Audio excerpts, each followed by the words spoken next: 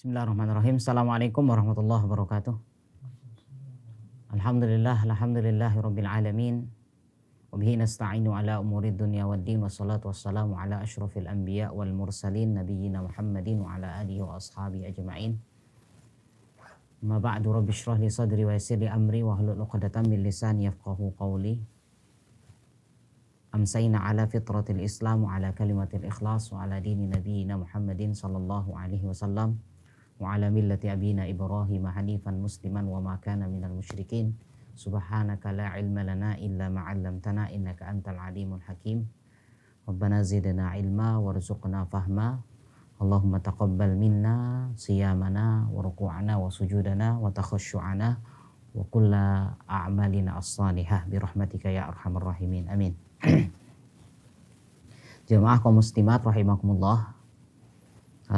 Alhamdulillahirabbil alamin. Segala puji bagi Allah Subhanahu wa taala. Pada sore hari ini Masya Allah dengan izinnya kembali kita bisa berada atau tetap mendapatkan nikmat darinya. Bahkan saat ini kita memasuki tanggal 4 Ramadan. Masya Allah, tidak terasa Ramadan sudah 4 hari. Jadi ini adalah suatu kenikmatan bagi kita semuanya yang patut kita syukuri. Kita bisa berpuasa, ya. Mudah-mudahan yang paling penting adalah Allah Subhanahu wa taala menerima amal ibadah kita dan khususnya puasa kita ini. Amin. Yang kedua, salawat dan salam semoga selalu terlimpah curahkan kepada junjungan kita semua, dialah Nabi Muhammad sallallahu alaihi wasallam. Jemaah kaum muslimat rahimakumullah. Kita lanjutkan pembahasan kita masih pada bab shaum, yaitu babun fi mufsidatis shaum. Bab yang membatalkan hal-hal yang membatalkan puasa. Lisiyami mufsidat yajibu 'alal muslim an ya'rifaha. Jadi dalam puasa ini ada hal-hal yang membatalkan puasa, ya, yang mana seorang muslim wajib tahu, ya, wajib mengetahui hal-hal yang membatalkan puasa ini. Kenapa? Kalau tidak tahu bahaya. Sama seperti orang yang mengucapkan 2 kalimat syahadat, orang yang di dalam Islam ini harus paham kira-kira apa yang membatalkan syahadatnya. Penting, ya. Jangan sampai kita mengira tidak perlu lagi, ya, tidak perlu belajar yang membatalkan, yang penting sudah masuk Islam. Tidak. Jadi Islam itu bisa terhapus, begitu juga puasa ini.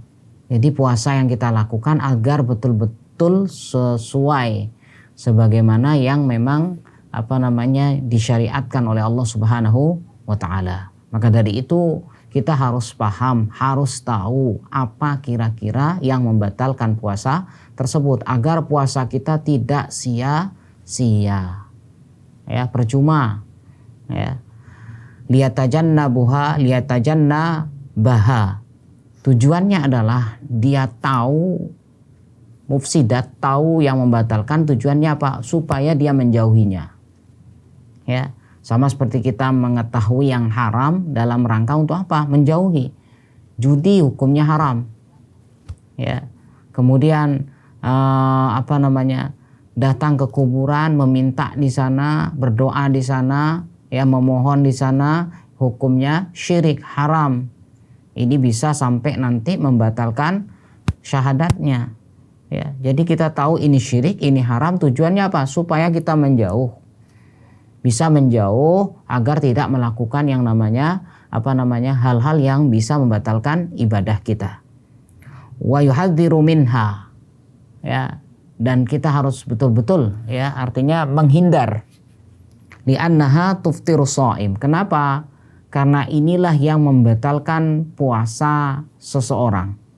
Wa tufsidu alaihi siyamahu, ya, merusak puasanya. Wa hadhil muftirat minha. Maka apa-apa kira-kira yang membatalkan puasa seorang muslim? Yang pertama al-jima'. Yang membatalkan puasa yang pertama adalah jima'. Jima' itu adalah berhubungan badan. Ya. Famata jama'a shaim, maka kapanpun jika orang yang berpuasa itu melakukan hubungan badan, hubungan suami istri, ya, di tengah hari Ramadan, batala siyamuhu, ya, maka puasanya itu menjadi batal. Walazimahu qada dzalikal yaum alladzi jama'a fihi. Orang yang berhubungan suami istri di tengah hari Ramadan, ya ini normal ya, dalam keadaan normal. Kita belum berbicara dalam keadaan lupa, tidak sengaja. Ini berbicara tentang sengaja dan kita paham itu bahwasanya ini adalah bulan Ramadan. Kita sedang berpuasa. Siapa yang melakukan hubungan suami istri ya di tengah hari Ramadan, maka dia berarti puasanya menjadi batal. Kemudian apa? Wajib bagi dia untuk apa? Yajibu alaihi ma'a qada'i, yaitu wajib bagi dia untuk mengqadha. Dan apa? Ma'a qada'ihi al-kafarah. Ya. Dan bukan hanya qadha, bukan hanya mengganti puasa, wajib kafarat.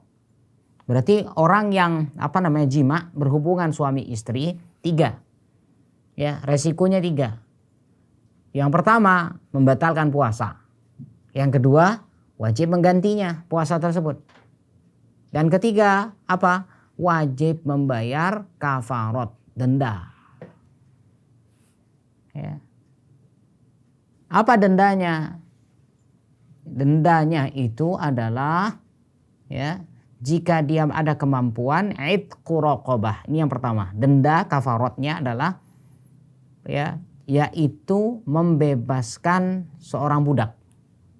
Fa illam yajid raqabah, ya. Kalau dia tidak dapat budak, kalau zaman sekarang kan tidak ada budak, atau ada budak, au lam yajid qimatuha, ya, tapi dia tidak punya uang, ya, yang setara untuk membebaskan budak.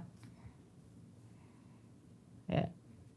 Ini yang pertama. Jadi dendanya atau kafaratnya adalah wajib membayar wajib membebaskan budak. Ya, tapi kalau seandainya budak tidak ada atau tidak memiliki kemampuan, berarti boleh kepada opsi yang kedua. Ya, berpindah kepada opsi yang kedua karena memang sekarang budak sudah tidak ada. Pembantu tidak boleh disamakan dengan budak. Ya. Sekali lagi, pembantu bukan disamakan dengan budak-budak tersendiri, pembantu sendiri. Makanya pembantu itu namanya khodam. Kalau ini kan budak itu raqabah. Kemudian kalau tidak bisa, opsi yang kedua, fa'alaihi an yasuma syahraini mutatabi'aini. Wajib bagi dia untuk berpuasa selama 2 bulan berturut-turut. Ya, 20 bulan berarti sekitar 60 harian. Ya, kalau sekarang kan ada bulan sekitar 29 atau 30, sekitar 60 harian. Berarti 60 harian atau 2 bulan berturut-turut tanpa boleh terputus. Ya. Ini yang ketiga, yang kedua. Ya, opsi yang kedua. Tanpa boleh terpuasa 2 bulan, tanpa boleh terputus. Kalau seandainya ternyata dia dapat puasa 30 hari, dia bayar denda. Dapat puasa 30, masuk mau 31, dia bilang istirahat dulu. Ya, biar istilahnya biar dapat istirahat dulu, maka dia tinggalkan 31 atau mungkin 31-nya lagi 2 hari. Dia cuma sehari aja istirahat, maka wajib dia mengulang dari awal. Ini yang saya katakan seperti orang yang minum obat TBC, tidak boleh terputus. Ya. Ini opsi yang kedua. Opsi yang ketiga adalah fa illam yastati' siyam syahraini mutatabi'aini. Kalau dia tidak mampu puasa 2 bulan berturut-turut, maka opsi yang ketiga ya bi an lam yaqdir ala dzalika li'udhrin syar'iyyin, karena memang dia punya udzur yang syar'i tidak mampu puasa 2 bulan berturut-turut, fa alaihi an yut'ima sittina miskina, wajib dia memberikan makan 60 orang miskin. Ya, likulli miskin nisfu sa'in minat ta'am al-ma'kul fil balad. Setiap orang miskin itu mendapatkan jatah nisfu sa', setengah sa' minat ta'am, dari makanan yang makanan pokok di daerah tersebut. Jadi kalau kita beras itu kan kalau zakat kan 1 sa', ya sa'. Jadi 1 sa' itu kira-kira sekitar 2,7-an atau 2,5, kan terjadi perbedaan tentang zakat fitrah beras itu berapa jumlahnya. Ada yang mengatakan 2,5, ada yang mengatakan 27 lebih, ya 2,8. Ya itu 1 sa'. Berarti kalau setengah sa' ya sudah. Kalau seandainya dia mengambil, anggaplah kotor, ya ini hitungan kotor, 2,8 kilogram, berarti hitungan kotornya adalah 1,4 kilogram atau 1/4, ya itu per orang miskin. Ngasihnya berapa orang? 60 orang. Nah ini dendanya atau kafaratnya bagi orang yang melanggar, artinya melakukan hubungan suami istri di tengah hari Ramadan. Ya 3 berarti. Ya, pilih dari salah satu di antara 3. Yang pertama membebaskan budak, kalau tidak ada berpuasa 2 bulan berturut-turut, kalau tidak mampu memberi makan 60 orang miskin. Setiap miskin yang mendapatkan setengah sa' dari makanan pokok di negara tersebut. Allahu a'lam. Ini yang pertama yang membatalkan puasa, yaitu al-jima', berhubungan suami istri. Berarti hubungan suami istri di sini, mohon maaf, yang jelas pokoknya mohon maaf nih, ya bertemunya 2 kemaluan itu baru namanya ya berhubungan intim. Kalau hanya sekedar mohon maaf bercumbu, ya mohon maaf nih, kemaluannya digosokkan di tubuh istrinya atau dan sebaliknya, ya maka itu tidak sampai dinamakan dengan berhubungan intim. Berhubungan intim adalah bertemunya 2 kemaluan. Itu baru namanya hubungan intim. Allahu a'lam. Ya, jadi berhubungan intim. Jadi kalau berhubungan intim di sini, asalkan mohon maaf itu ketika artinya bersentuhan, ya sudah bersentuhan, maka itu sudah dinamakan berhubungan suami istri. Belum keluar sperma, apakah sudah dinamakan hubungan suami istri? Ya, sama juga. Itu sudah dinamakan hubungan intim. Jadi mohon maaf, kalau istilahnya di luar puasa, orang mohon maaf bertemu atau melakukan hubungan intim walaupun hanya mohon maaf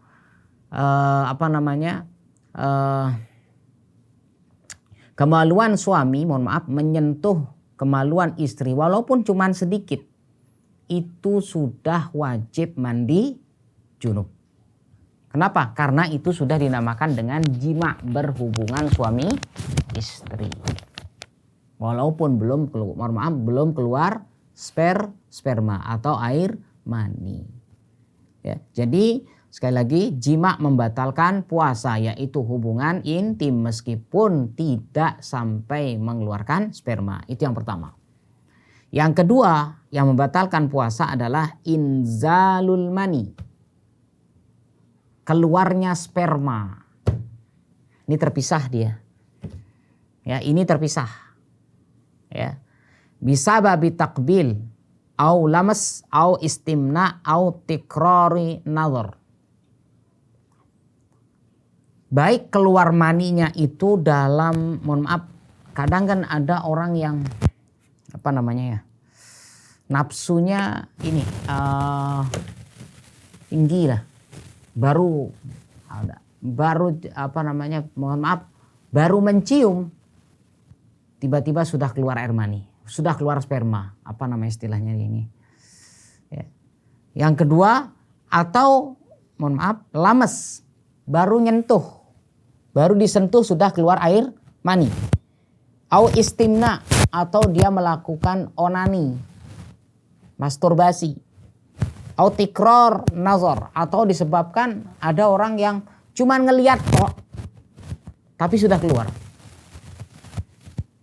Ya.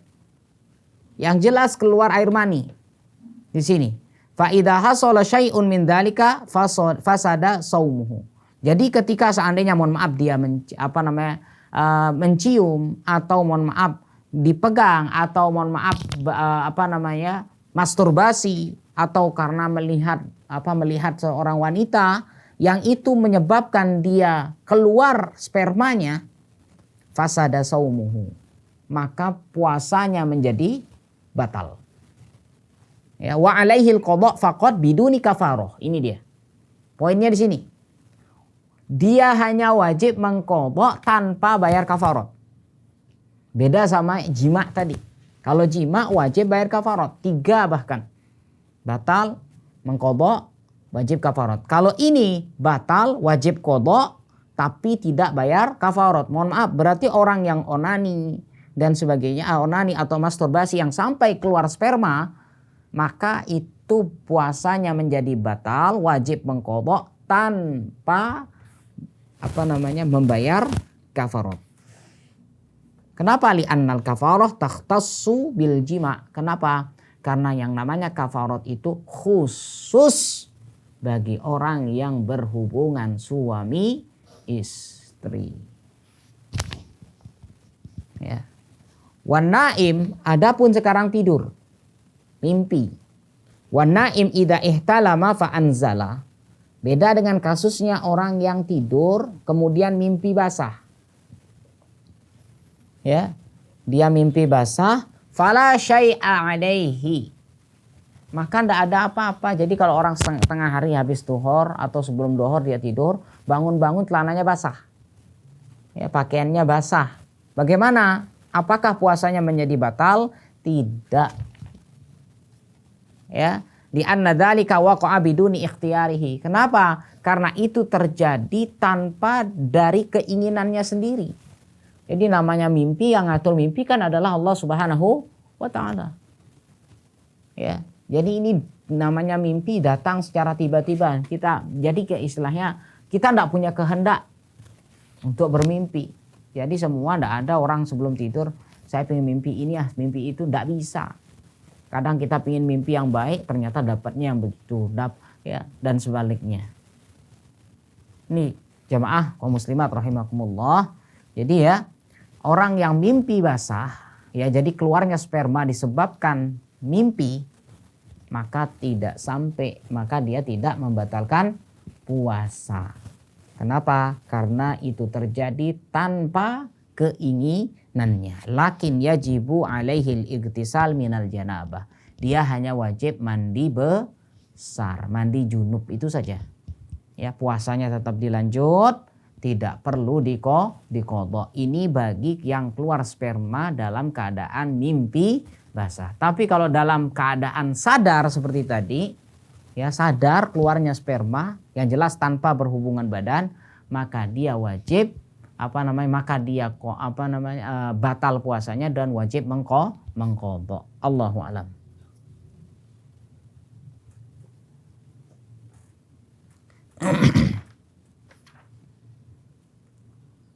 Yang ketiga, al-aklu awisyurbu muta'ammidan. Yang membatalkan puasa adalah makan atau minum dalam keadaan sengaja.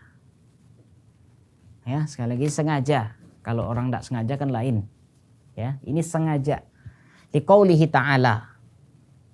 Sebagaimana firman Allah Ta'ala sudah mengatakan, wa kulu washrabu hatta yatabayyana lakumul khaytul abyadu minal khaytil aswadi minal fajr summa atimmus siyama ilal lail. Allah Ta'ala mengatakan apa? Makan dan minumlah kalian sampai terbit fajar. Kalau sudah terbit fajar, maka sempurnakanlah puasa itu sampai malam.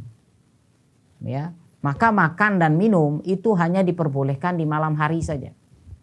Ya berarti siangnya dia wajib berpuasa. Ini ayat dalam surat Al-Baqarah ayat 187. Amma man akala wa syariba nasiyan, maka adapun bagi orang yang makan dan minum disebabkan lupa.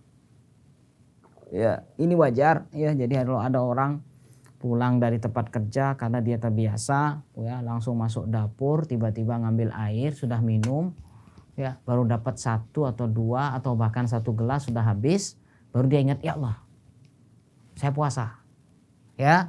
Maka jika ini yang terjadi, dia tidak sengaja atau dalam keadaan lupa, fa inna dzalika la yu'assiru 'ala siyami, maka puasanya tidak terpengaruh, maksudnya tidak batal.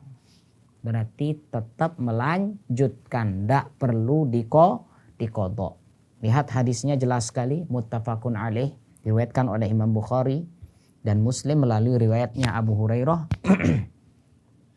Man nasiya wa huwa shaim, barang siapa yang terlupa padahal dia berpuasa, fa akala au syariba, kemudian dia makan dan minum, falyutim saumahu, hendaklah dia sempurnakan puasanya. Fa innama at'amahullah wa saqahu, sesungguhnya Allah lah yang memberikan dia makan dan minum. Masya Allah, berarti dia sedang diberikan nikmat, diberikan rizki oleh Allah Subhanahu wa ta'ala. Ya ini Masya Allah ya, salah satu hikmah dari yang namanya nikmat lupa. Ini salah satu ya, salah satu hikmah ya. Lupa itu juga termasuk bagian dari nikmat. Jadi dia tidak terhitung dosa, juga tidak membatalkan puasa. Justru Allah, kata Rasul mengatakan apa? Sesungguhnya Allah lah yang memberikan dia makan dan minum. Masya Allah. Ya, ini jamaah kaum muslimat rahimakumullah. Taib. Sebelumnya mungkin ada pertanyaan.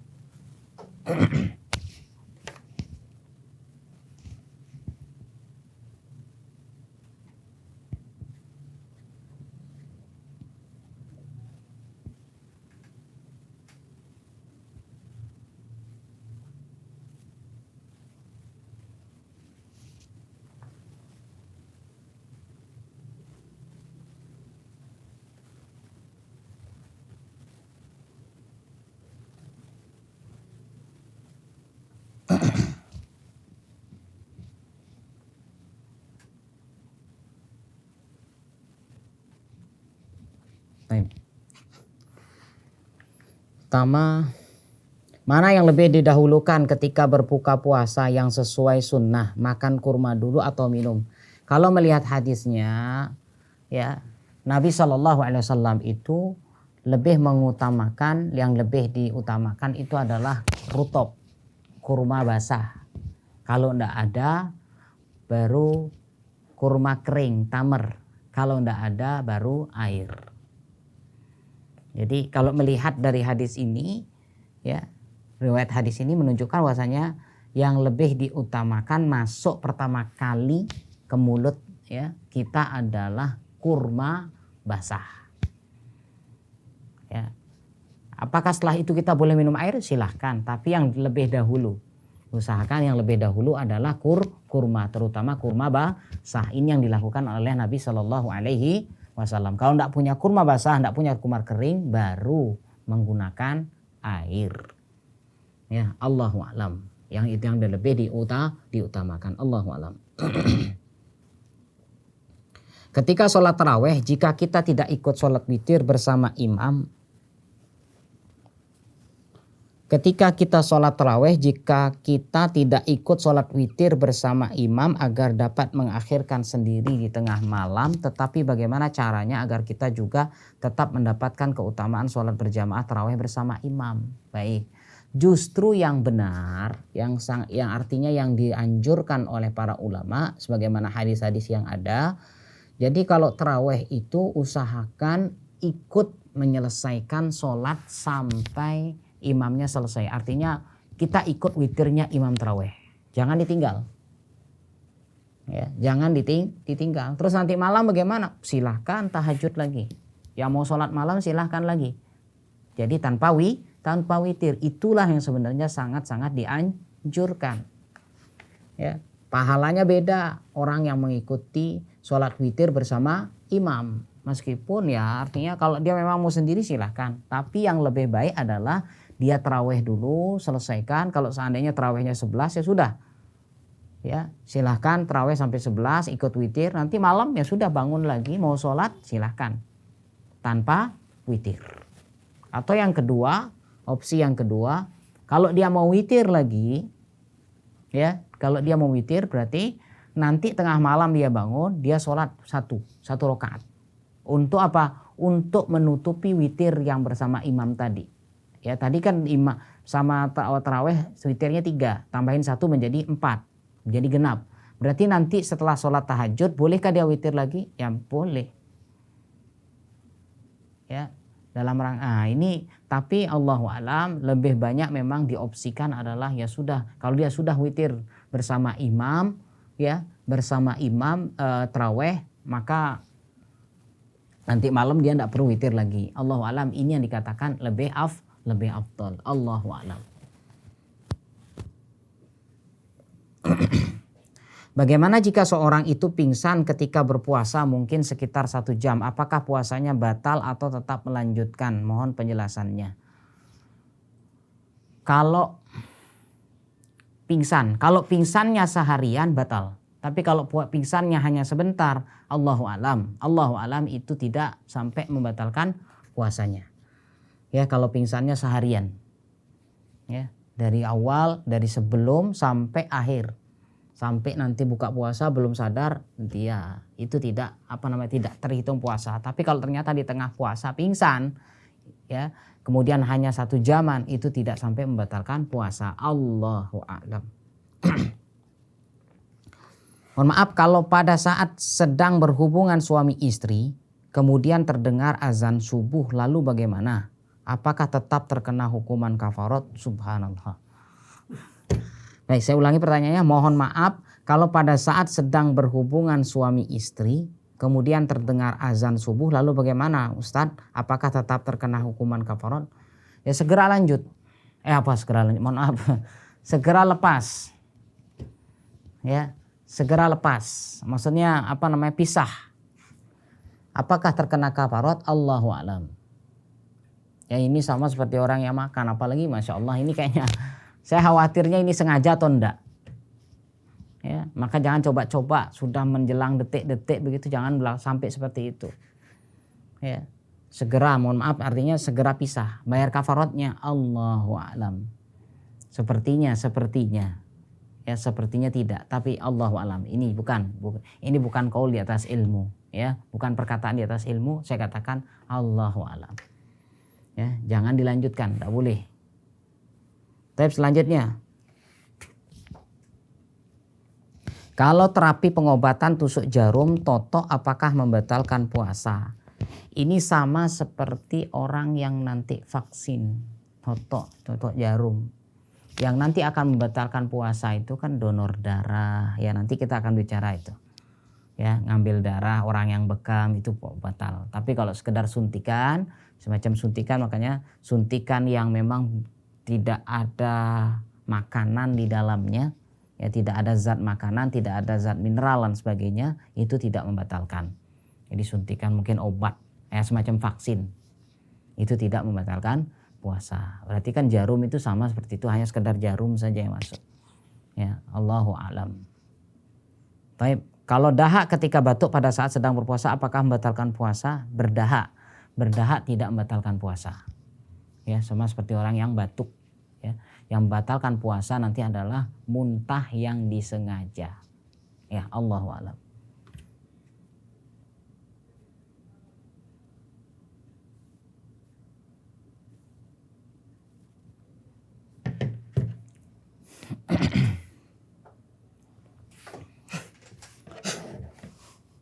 Baik, lanjut lagi. Bismillah.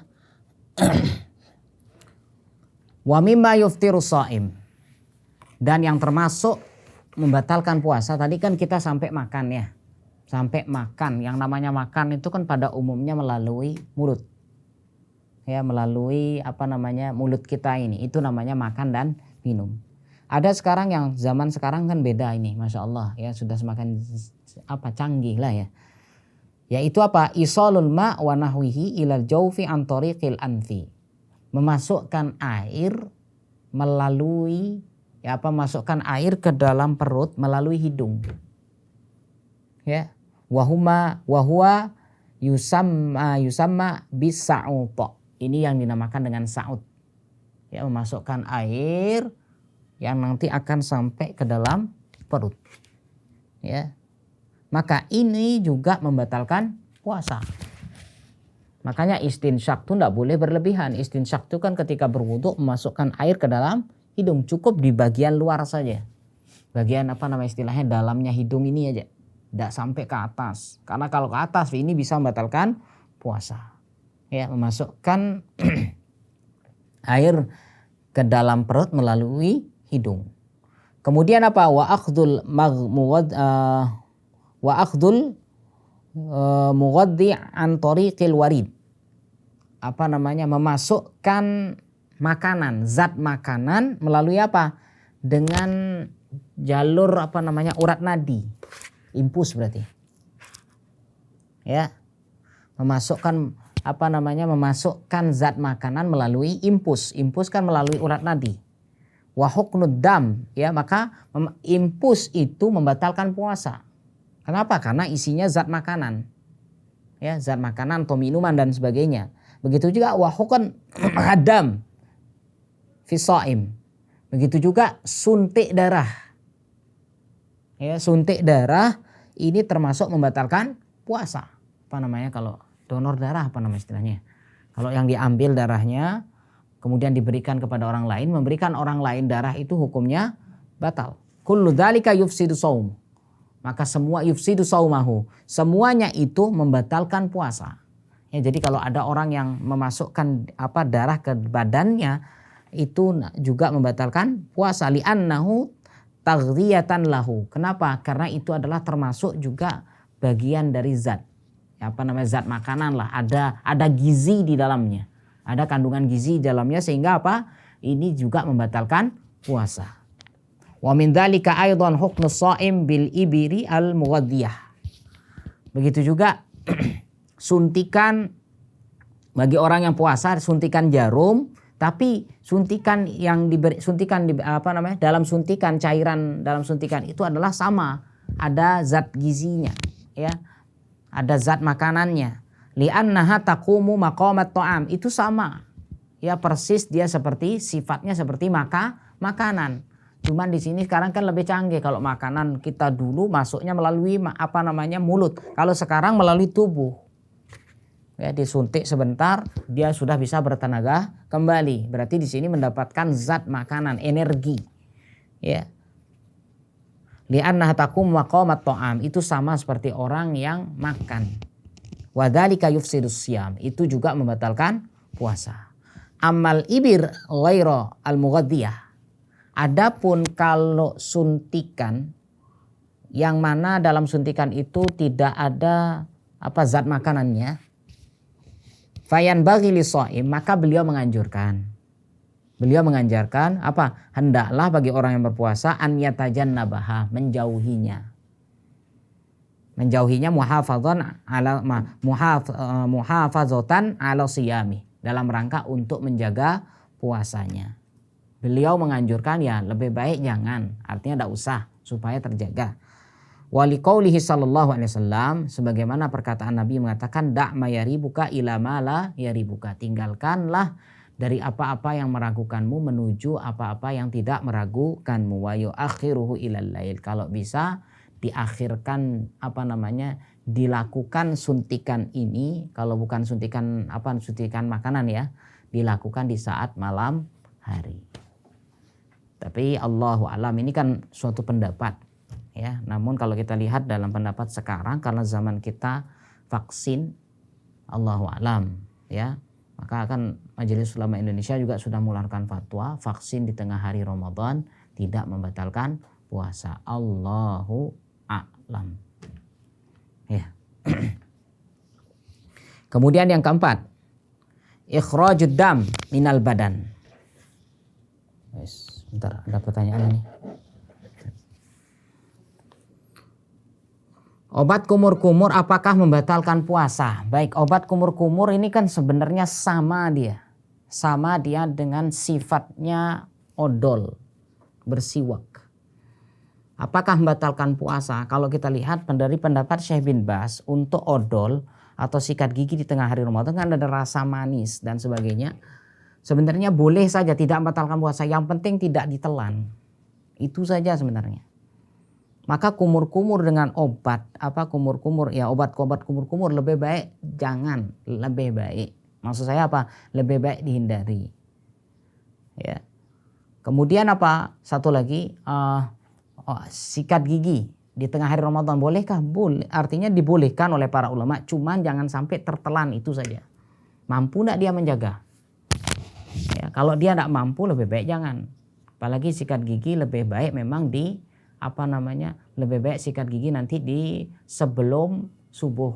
Jadi sudah bersih makanan, nanti siang hari ya sudah bersih. Dan ingat insya Allah bau mulutnya orang yang puasa itu lebih harum daripada bau daripada minyaknya kasturi. Jadi masih lebih harum. Sudah santai saja. Semua orang muslim juga begitu kok mulutnya. Dia bukan perorangan. Jadi semuanya begitu juga. Ya usahakan lebih baik tidak usah menggunakan obat kumur-kumur. Meskipun memang Allahu a'lam tidak sampai membatalkan karena dia sama seperti sifat odol tadi itu. Ya, Allahu a'lam. Kalau berkelahi ketika saat berpuasa itu apakah membatalkan puasa? Masya Allah. Kalau berkelahi sampai membuat minum, ya. Apalagi berkelahi sambil minum. Ya, jadi berkelahi itu tidak membatalkan puasa. Cuman mengurangi kualitas puasanya, mengurangi keutamaan puasanya, mengurangi pahala puasanya. Karena memang kalau dalam pelajaran Syafi'iyah ngegosip ini termasuk istilahnya ngegosip apalagi mengejek orang dan sebagainya itu tidak sampai membatalkan puasa karena itu termasuk dari bagian sunnah yang dilakukan saat berpuasa, yaitu meninggalkan gosip, meninggalkan menjelek-jelekkan orang, membuli orang. Itu bagian dari sunnah, tidak sampai membatalkan puasa. Bohong juga begitu.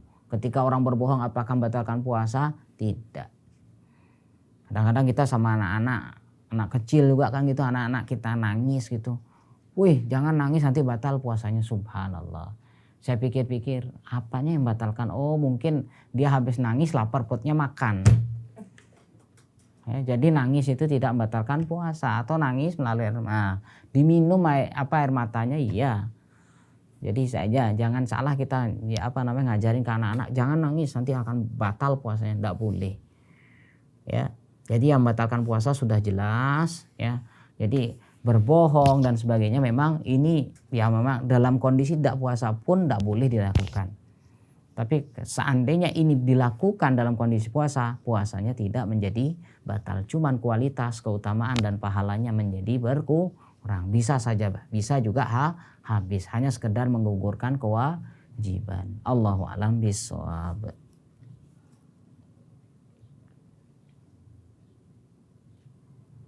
Kalau gusi berdarah dan darahnya tertelan, apakah ini membatalkan puasa? Baik. Kalau tidak sengaja, sekali lagi tidak sengaja, ya dia bergusi, gusinya berdarah, kemudian tertelan darahnya, apakah membatalkan puasa? Kalau tidak sengaja, ya sekali lagi tidak sengaja. Tapi kalau sengaja, ini bisa sampai membatalkan puasa. Kecuali kalau ludah kita kan kadang ada ludah nih, kita telan, apakah membatalkan puasa? Tidak. Siapa sih yang mampu mau terus-terusan meludah terus dalam masjid, mau meludah? Tidak bisa. Ya, jadi meludah atau ludah air liur ini tidak sampai yang kita telan walaupun sengaja itu tidak membatalkan puasa, beda sama darah. Ya. Kalau memang tidak sengaja, tapi kalau sengaja ini bisa membatalkan puasa. Ya, berusaha untuk dibuang. Allahu a'lam.